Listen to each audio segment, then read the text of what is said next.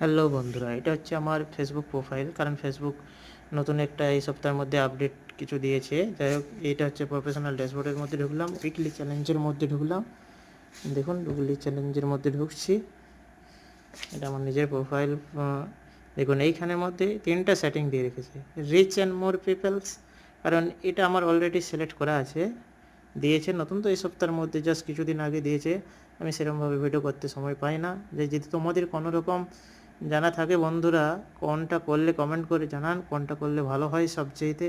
কারণ এই সমস্ত আপডেট আসতে থাকে তো উইকলি চ্যালেঞ্জে, সেগুলো আমি পূরণ করে দিতে পারি, কিন্তু এটার মধ্যে সেটিংটা কোনটা করব যে খুঁজে পাচ্ছি না, বুঝতে পারছি না।